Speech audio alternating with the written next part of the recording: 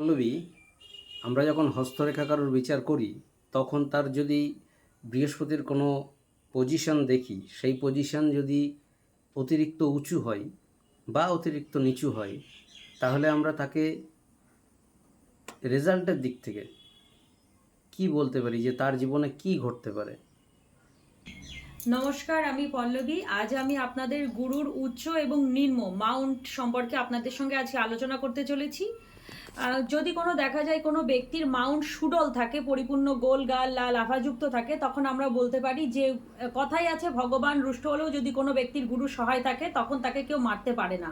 কিন্তু গুরু যদি কারো রুষ্ট হয় তাহলে ভগবানও তাকে বাঁচাতে আসে না। যেহেতু ভগবানকে চোখে দেখা যায় না, গুরুর হাত ধরেই আমাদের জীবনের অন্ধকার রাস্তা পার করে আলোর রাস্তায় আসতে হয়। অর্থাৎ গুরু যদি কারোর পরিপূর্ণ সুডল মানে সুন্দর থাকে, অর্থাৎ তার পজিটিভ শক্তি আমাদের মধ্যে থাকে, তখন গুরুর হাত ধরে আমরা জীবনের বড় বড় পর্শনে পৌঁছাতে পারি এবং তার আশীর্বাদে আমরা নিজেকে ধন্য মনে করি এবং তা আমাদের ব্যবসায়িক বুদ্ধি ভালো হয়, আমাদের চিন্তা ভাবনা শক্তির উদ্ভাবনী শক্তি বৃদ্ধি পায়, মানুষের মধ্যে থেকে আমরা মানুষের মিশুকে প্রকৃতির হতে পারি এবং ব্যবসা বাণিজ্যের বুদ্ধি ভালো হয়, হাতে প্রচুর পরিমাণে অর্থ উপার্জন হয় এবং সুনাম খ্যাতি নাম যশ বৃদ্ধি পায় এবং ব্যবসায়িক দিক থেকেও বিভিন্ন ব্যবসায়িক দিক থেকেও আমাদের রাস্তা আস্তে আস্তে অটোমেটিকলি খুলে যায় এবং মূল্যবান ধাতুর প্রতি সে ব্যক্তি আকর্ষিত হয়।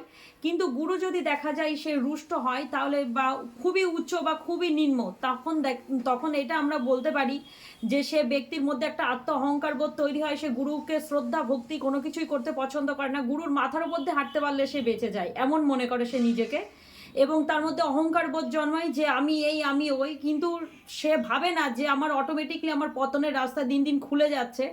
সে এমন ভাবে নিজেকে যে আমি সব শ্রেষ্ঠ হয়ে পড়েছি। এটা হচ্ছে গুরু নিম্নের ফল বা অতিরিক্ত উচ্চের ফল।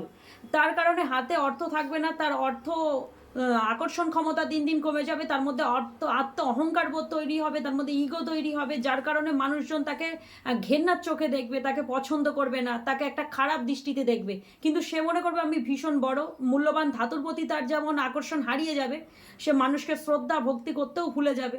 তার মনের মধ্যে সবসময় একটা অহংকারে পরিপূর্ণ থাকবে, যার কারণে সে লোকের কাছে ঘৃণার একটা পাত্র হয়ে দাঁড়াবে। এটাই হচ্ছে গুরুর উচ্চ এবং নিম্নের ফল এবং তার ব্যবসা বাণিজ্যের দিক থেকেও তার একটা লোকসান দেখা দেবে। সে জনপ্রিয় জায়গায় আরো মানুষের চোখে ঈর্ষার পাত্র হয়ে দাঁড়াবে। এটাই হচ্ছে উচ্চ আর নিম্নের ফল। নমস্কার। এটা থেকে মুক্তির পথ কি আছে?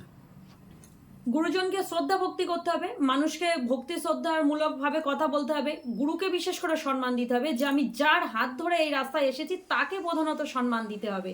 অর্থাৎ সে যদি গ্র্যাটিটিউড, হ্যাঁ যেটা কৃতজ্ঞতা বোধ, কৃতজ্ঞতা যদি বোধ সেই সর্বদাই জায়গা থাকবে। আমাদের প্রত্যেকের প্রতি থাকে, সেটা গুরু হিসেবে আমার পিতামাতা হতে পারে, আমার কোনো বন্ধু বান্ধবীও হতে পারে, সেও আমাকে জীবনে এগিয়ে নিয়ে যাওয়ার পথে সাহায্য করেছে, সে কোনো শিক্ষক হতে পারে, কোনো কোনো গুরু হতে পারে।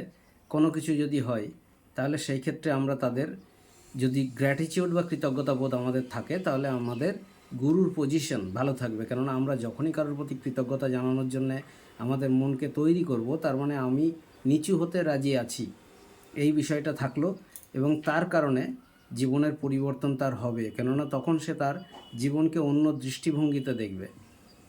ধন্যবাদ, সকলে ভালো থাকবেন।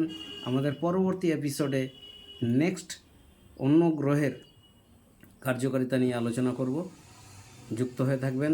ভালো লাগলে শেয়ার করবেন, লাইক করবেন, কমেন্ট করবেন, আরও কিছু জানতে চাইলে জানাবেন। ধন্যবাদ।